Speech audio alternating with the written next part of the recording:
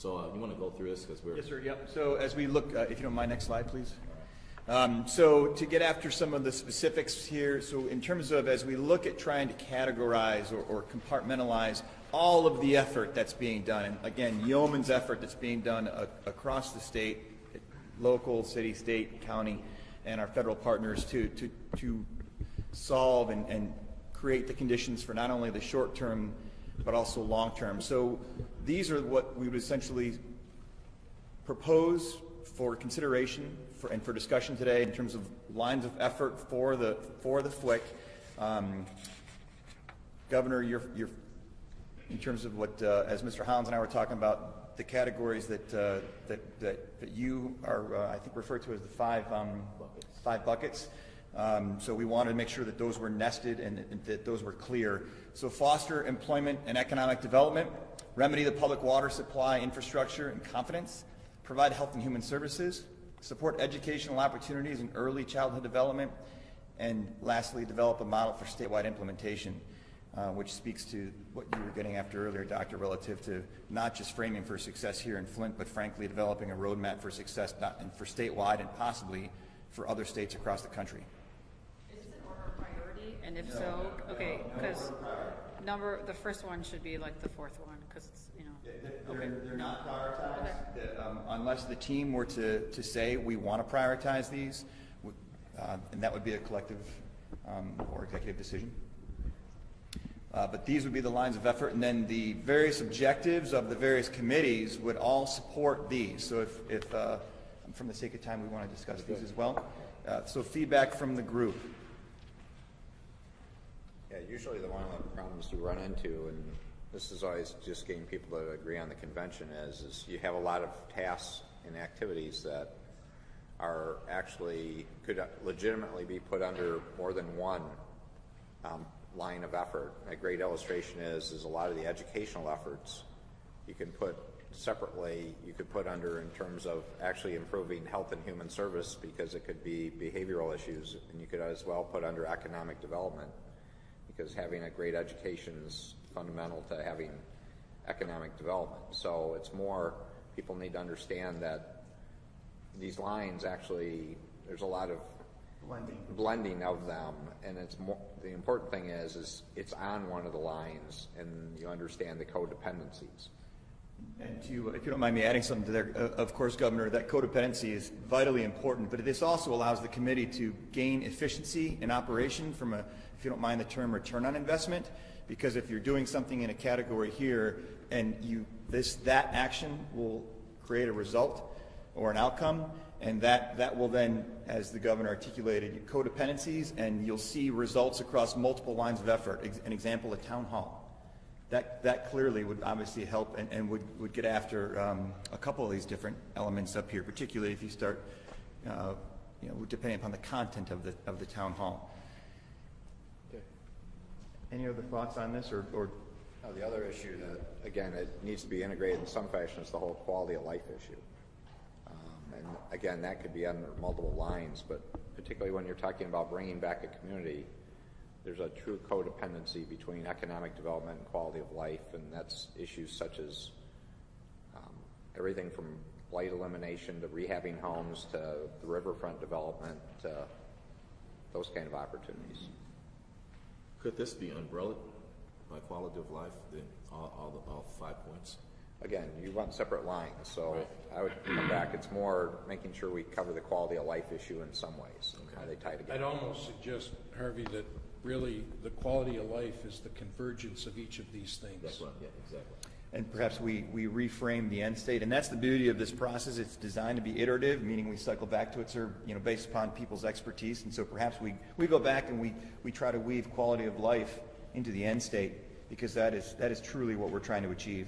And so that's the beauty of this process. So again, my team can do some of that lifting on our end, and then we can bring that back to the group for approval. Next slide, if you don't mind, team. Okay. So this, ladies and gentlemen, is just an example, and I use the term strongly, sample or example of a potential dashboard of how we can look. And if you were to just picture one piece of paper with a front and a back, this would be the front of that piece of paper. And this allows us to really visualize and describe what we are trying to solve, how we're doing it, what success looks like, and then how we're tracking its implementation from where we are today to where we're going on a week-by-week or bi-weekly or monthly basis. So as an example, foster employment and economic development for that first priority. These colors, this color arrow matches this color arrow, or this box in the lower left-hand corner. Objective 1, if you go forward one, Harvey, real quick, please. You'll notice, so this is a description. This would be the back side of that same sheet of paper. So this would describe what that objective was on this side. Next, if you go back, please. So objective 1, and this would describe the percent complete for that particular objective, which is linked into foster employment and economic development. All of these mirror, of course, the color codings are linked to line of effort. There's not a color stratification associated with the percent complete. This just allows us to be able to articulate and give a good snapshot in time as to where we are with the objectives. And then on the lower right-hand corner, that gives the desired results from a percent complete, as well as describes what that line of effort or priority, if, in terms of the terms we want to use, whether we're going to call this line of effort or priorities, is subject to the team's feedback. But essentially, so as an example, foster employment and economic development, we haven't crafted just yet a desired result. We wanted to get your feedback today first if the team thought we were on the right path going forward for that particular line of effort. What we would do is look to some of the experts relative to what they felt the desired result of this was, and of course, Mr. Baird, this is a big part of obviously this Mission Flint and your initiative. So, and then of course on the lower right where it says percent complete, this allows from that particular line of effort to roll up, here's where we stand with that line of effort and that particular initiative. So it's an interesting way as a dashboard, if you don't mind that term, to essentially capture at a glance, here's how the FWICC is here's how we're going, or here's the direction we're going, and here's where we exist today. This is, again, just a sample. I at least wanted to try to paint a picture for everyone in the room. There's different ways to capture or create that dashboard. This is just one particular sample. And again, it's be up to the group to either shoot this down or say we kind of like it or modify it. We're open to any feedback you have on this particular format. If you're okay, next slide. Go forward too, Harvey. Thank you, sir. So now we'll introduce just what came in from the FWICC subcommittee chairs based upon their meetings and conference calls with their teams, and this is what we received, what I received from the various subcommittee chairs. So I'll put those up in those subcommittee chairs. If they want to speak particularly on those, we can do that. Next slide. And again, I would submit these are all draft. So the Health and Education Subcommittee problem statement, increasing access for Flint families to increasing access to Flint families to adequate nutrition resources, education, and access to care, particularly for families with limited transportation options and resources. Problem statement for the Health and Education Subcommittee, and I'll turn the floor over to, I believe, sir, you chair that committee, Mr. Becker? I do, but my apologies to the subcommittee who didn't get a chance to provide input as we ran out of time yesterday, so I open the floor to both doctors here to see if they want to add anything on the problem statement.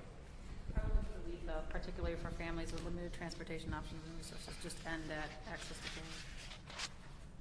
I'm sorry? I would just delete the last clause in the problem statement, just keep it at increasing access for families to nutrition, education, and health care, period. Okay. Because transportation is just one of the many barriers that they face. Right. Fair. Any other feedback on the problem statement? Well, we need health and wellness services in there. That would include behavior, especially if we can delete that last clause. Maybe it could be nutrition, resources, education, and health and wellness care, or health and wellness services. I'm sorry, I don't know what that is. Problem. You could put it right after healthcare and between care and services in the end state. Healthcare and wellness services.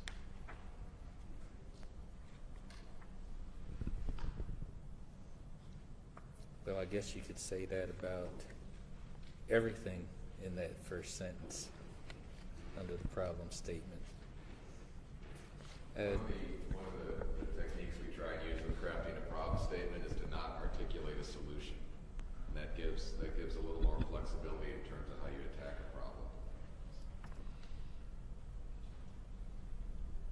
So for sake of time,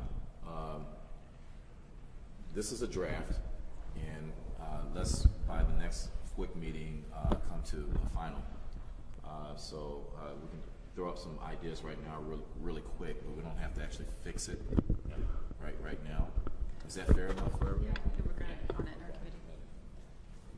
And then, sir, you're good with same thing with the end state. If the group just wants to go ahead and refine that through the subcommittee, we can move on to the next subcommittee proposed problem statement and end state. This is water infrastructure. How can the Water Infrastructure Integrity Subcommittee provide recommendations to remedy the infrastructure of the Flint water system? And of course, the end state, Flint's water system is effectively monitored and well maintained to provide water with confidence now and into the future. Bryce, you wanna? I'm in regards to that. As I'm looking at the word water, our goal is to make the water safe. I don't see the word safe in any of those. And I think that that's important for the community to understand safe, even from the smallest child. They know our water is unsafe to drink. We need to use the word safe.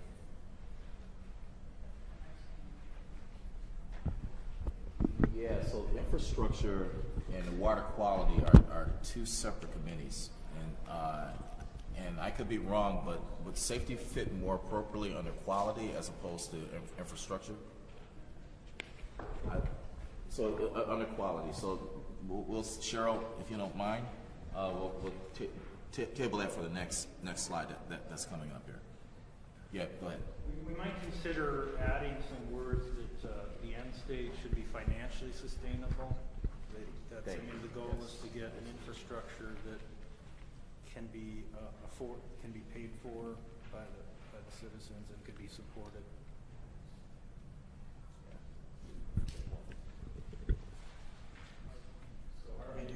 Part of what you're redirecting the previous comment about safe, I mean, does part of that start to play into the KWA subcommittee a little bit? It could play.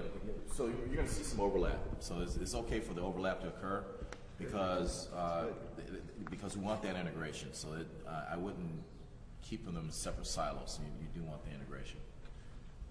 Just like subcommittees members, I'll do the same for Director Cray since these came out late last night. So both the water infrastructure and the water quality, unless you're Dr. Yanin, we're on email early this morning, you might not have provided some feedback, so we're definitely looking for that input today.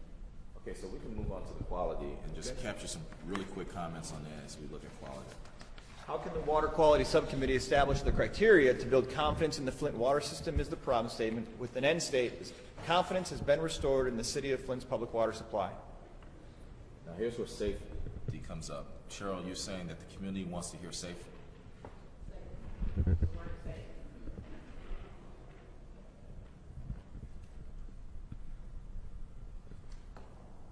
Any other comments on this one? I mean, just real brief observation.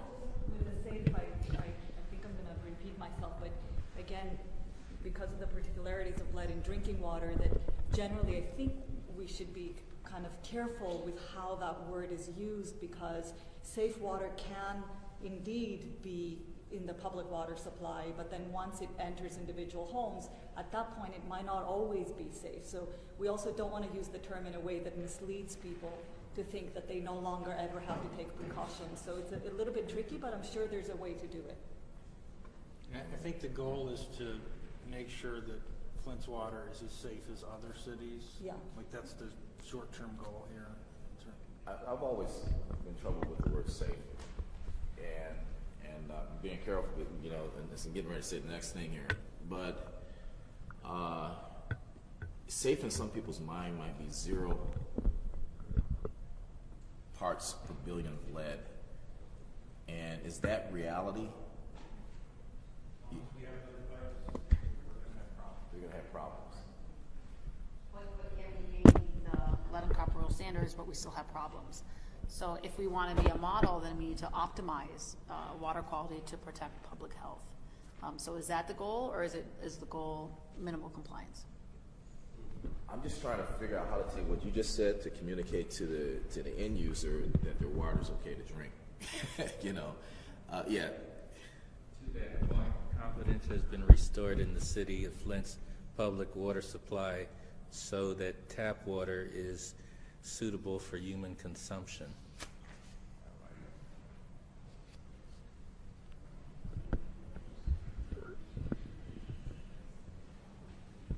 Or optimized for human consumption. We should aim high. Right. I don't like the idea that confidence is leading the statement. I think confidence comes with knowing your water is safe, and so I think this statement should focus on people being able to use their water, freely and without concern, or some. I don't know how to, but I don't like it that it's focused on confidence. That will come if you give people good, clean water.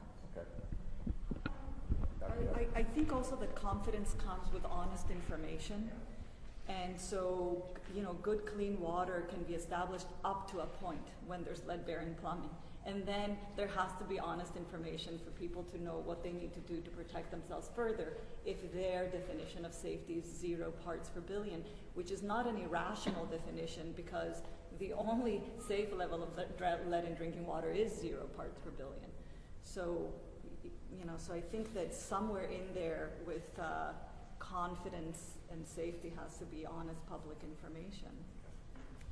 One more real quick, and it might actually go better into the infrastructure side, is it needs to be affordable. Pardon me? It needs to be affordable. Affordable. That's what I meant. That's what you meant on financial. We have that, yes.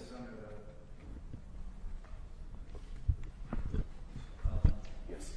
Just for aspirational purposes, is there any place in the United States where tap water is lead-free? That's for Dr. Edwards. No. Okay. When are we going to have the will, and when will Michigan have the will to say, this is our goal? You can't just look at the governor. We have to look at everybody around here. I'd like to. But I think Michigan is proposing to become a model for a tougher kind of lead and copper rule, and what's being proposed is going beyond the federal standards dramatically just by closing some of these sampling loopholes. So I think if any of the things that we're discussing on that subcommittee come to pass, Flint will have a lead and copper sampling program that's at least twice as tough as any other place in the country, and you can't get to 0 financially. I mean, so that's a good starting point. I think. Yeah, that is aiming high. To go to your comment, Doctor, I appreciate that as the sharing part, but in addition, one of the real challenges is, and this is where I appreciate comments from our experts, is as long as we have a lead faucet that in anyone's home that's older than just a few years, there's a risk because there's components that were involved with the solder or something else. So the challenge here is it's back to that shared responsibility model in some ways. Is it's not just, you could have the lead-free infrastructure in terms of the public-owned portion of the system. But that, until you actually get to the point of saying every fixture and every joint and every piece of plumbing in everyone's home has been updated, you cannot say with certainty it's lead-free. I'm just making sure people appreciate. We got in this situation because we have been told the water that leaves the plant is up to standards, and that was absolutely correct, except for the fact that the lack of corrosion control and interaction with the distribution system caused lead to leach even more than already. No, I'm saying even with corrosion controls, though, you cannot ever, short of replacing every piece of plumbing and pipe that is older than how many years? Well, just so everyone realizes, we were adding lead to faucet brass until January 2014. lead was being added to brass and faucets until that time, until that was finally banned. So that's new plumbing. You know, that's. Is there a difference between safe and lead-free? Well, I mean, technically, yeah. I mean, the lead-free is defined as a certain amount of lead in the plumbing that's allowable. But, you know, I think we have to shoot for a reasonable definition of safe, which is that Flint will meet or exceed federal standards for lead in drinking water. And that it's going to be generations before, you know, we have lead-free drinking water. That's the reality. Which goes to our role to educate the public. So if someone is pregnant or has small children, they should know that their water is not safe. It will never be safe, but that they can take precautions. So I tell people now, wherever you are, if you have lead plumbing and you have a baby on formula, you always use a filter. Even then when we're declared safe, you should still be using a filter if you have lead in your plumbing for these especially vulnerable populations. So we're talking a lot about lead and water quality, but there's also a huge concern about the other parts of this water, especially the Legionella issues. So that needs to be addressed as well. It's not just a lead thing that we're talking about, it's all of our water quality that needs to be tested and monitored. See, the challenge here is the use of the word will never be safe. I would use the word was never safe. I mean, because, you know, if we're trying to instill confidence in this community that what was broken was fixed, will never be safe implies that as a result of the break, it will never be fixed, but it was never safe to begin with. Is that fair enough to say? Okay. Because a lot of the messages have been the water is not safe to drink. And even in our focus group questions is at what point will you feel the water is safe to drink? So we're going to have to start changing that message because that's what's out in the community now. And I understand all the points that will never be safe. And we know that no amount of lead is safe for children. But we're saying continue to use the water filters until the water is safe to drink. We've said that several times. So we need to change that messaging and start changing it now to something that's understandable. And remember, even the smallest child who can read will understand that the water can now be, they can drink it and they won't be poisoned. Because that's the message that kids are saying now. So we need to be able to help them as well. I think Dr. Reynolds nailed it and said, you know, so that the tap water is suitable for our human consumption. That says it, and that it exceeds the federal standards. You know, I think those are goals, but the safe word is a hard one, I think, to get to, and that's the easy term for the public. That's just one word, easy to understand, and you have to fight that. Yeah. Using the term exceeds federal standards could be misinterpreted as being greater than 15 parts per billion, for example. So that phrase could be misunderstood. So yeah, they can work some of that. Yeah. Well, one more thing, Harvey. I think you need to make sure that it's more than just drink the water because of all the concerns over rashes now. They need to be able to use the water, and drinking is obviously one of the major Okay, sir. Yeah, go ahead. Okay, all right, so next slide. So the Communications Subcommittee, how can the government at all levels partner to provide Flint residents and stakeholders, past and current, with consistent information so that Flint residents and stakeholders are confident in actions taken to remediate the Flint water crisis, with an end state of being that the Flint residents and stakeholders are confident that the water infrastructure has been remedied, measures have been put in place to ensure health and wellness and protocols are in place for statewide action.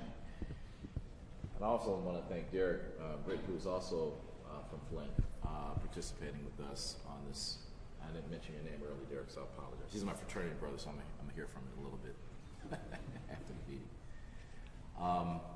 Yeah, so here's a statement. Any comments on this? Yeah, the word confidence again, and what is that? How do you measure it? We were getting at the trust. We discussed trust. At some point, the residents are going to have to trust or believe that the water is okay to drink and use. And we wrestled with how do you put that in statement, and confidence was the word we came up with. So we're open for any suggestions you come up with this. And again, this is all drafted.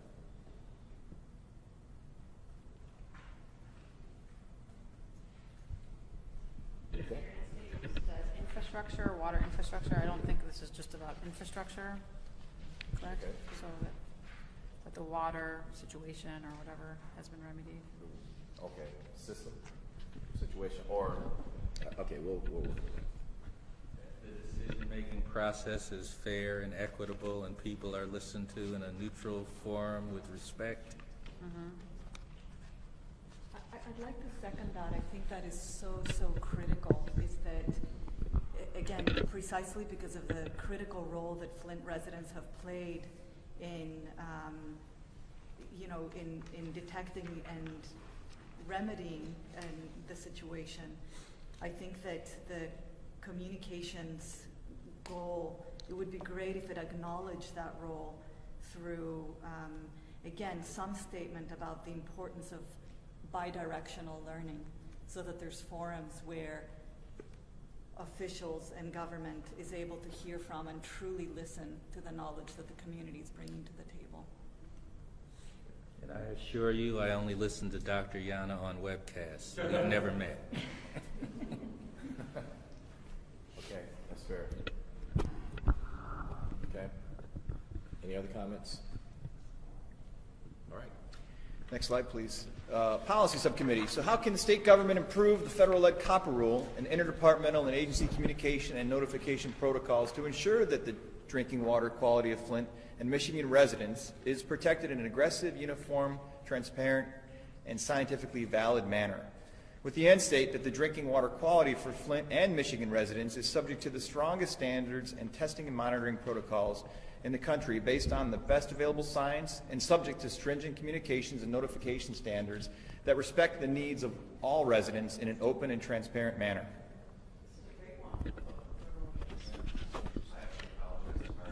I did this after we met this week, so your comments are reflected in it, but I never ran it by you, so please change. And I apparently win the award for verbosity among end statements, so most words used. Thank you.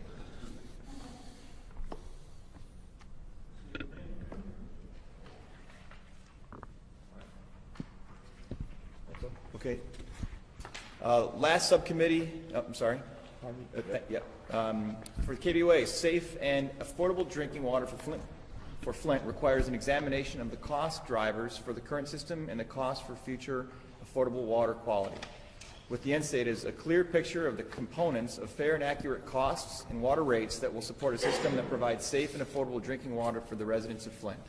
Now, you don't have it in your packets because we received it this morning. I apologize for not getting this into the packet. But I did use the word safe, which for a moment I thought was going to be a winner. But now it's being challenged. But I would say, I do want to point out, this subcommittee's role is to worry about financing the necessary improvements that are determined by a variety of experts that are on this team and elsewhere.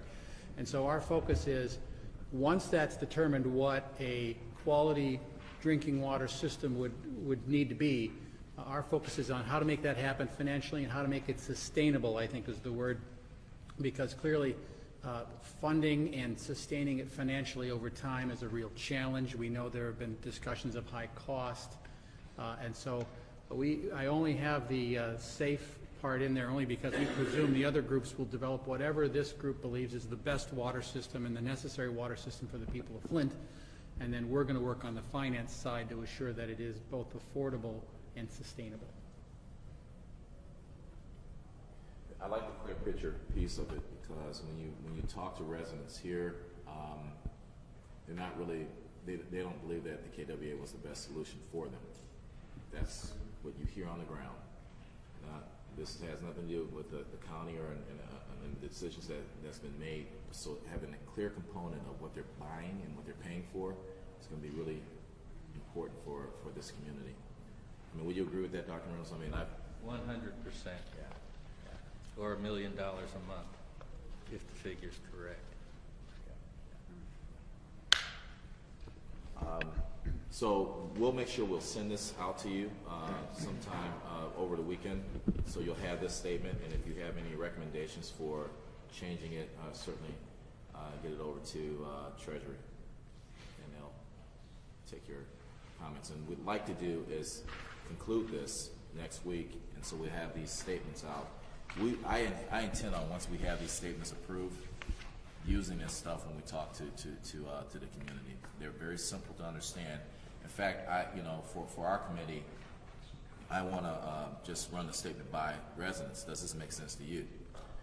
Because I want to get some feedback from the ground. So we're a lot of high-level folks here, but if the resident doesn't understand this statement, it makes no sense. We have to get feedback. Does this make sense to you? Is it clear? How would you say it different? And that's what we want to do with the next two focus groups next week. So we'll run your drafts, what we have right now, unless you make modifications. The next one's on the 16th, and when we do that, those two focus groups on the 16th, we'll run all of these statements by them. That'll be one of the goals to ask for their input. I want to get some feedback from people on the ground. All right. Yes. Yeah, so, sir, that concludes this portion of my brief. Subject to anyone's comments or questions, Very good. Okay. All right. We have a few minutes here to kind of run through the rest of the agenda. There was an action item that was requested. How long should the filters and test kits be available? I'm going to turn that over to Chris Captain Kalinsky, or Rich Bear, one of the two. You want me to start on it? So I'm going to go ahead and, as everyone knows, we did not get a presidential major disaster declaration because it wasn't a natural event. That's Stafford Act law. But we did get an emergency declaration, which is definitely a lot more limited in scope and without the long-term federal recovery programs of a major disaster declaration.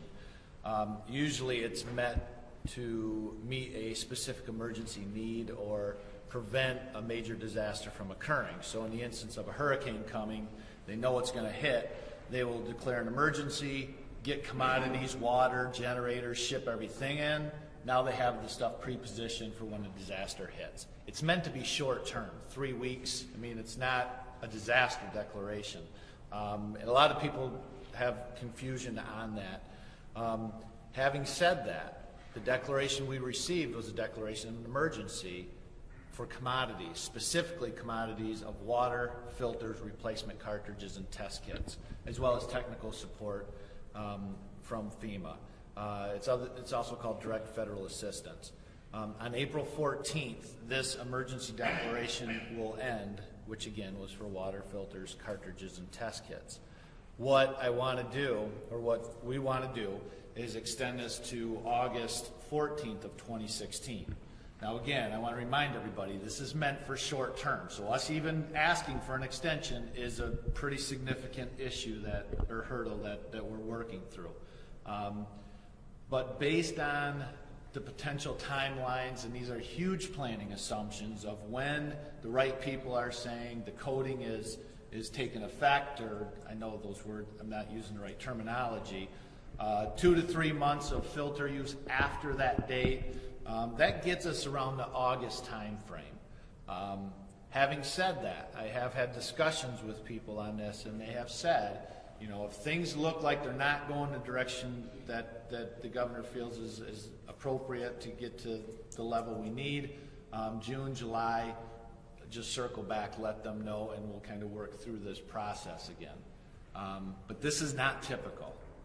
And then, of course, the response back as well, it's not a typical event. Yep, I get all that. But just know these are federal rules and guidelines, and we're working under the Stafford Act right now. So there are some restrictions.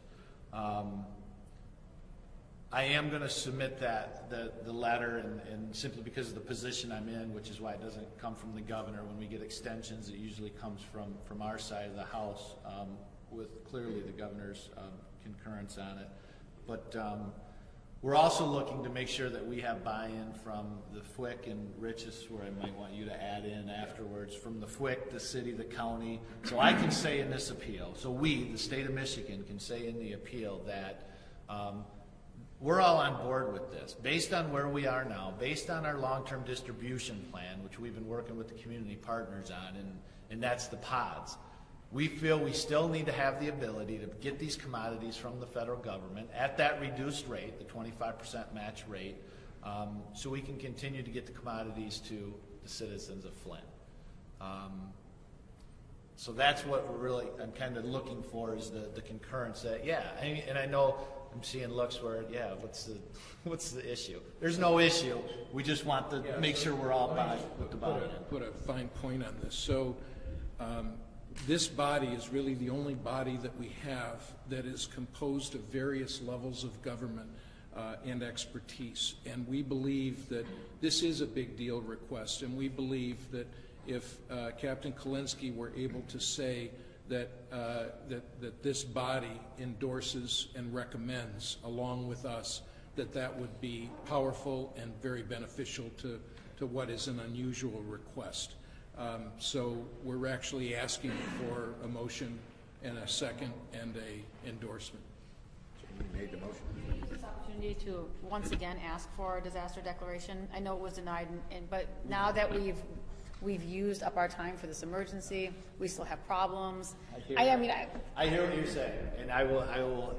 The answer is no. A disaster declaration is clearly defined under Stafford Act as a natural event, and then there's a couple other caveats for fires. Yeah. And I know, oil spills and Katrina levees. We appealed it. There's one appeal under the declaration. The governor appealed that one. We submitted that appeal back in. That was denied.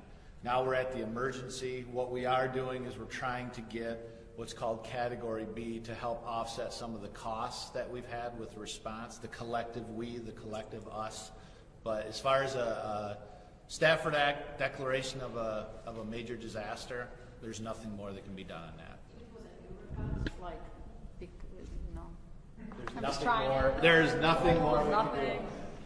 We love your tenacity, but this is one we hit the brick wall. And we have done, this is not something that we've taken lightly. We have tried, the appeal is very, very thick, and there's a lot of information in there. So we still have this Category B issue that we can use help with in terms of people advocating for that, and we continue to advocate that. But just real term, Jamie, you made a motion to help this group to see if we can get support for the extension of the emergency commodity supplies. Is there a second? Or any further discussion on this item? All those in favor say aye. Aye. Any opposed?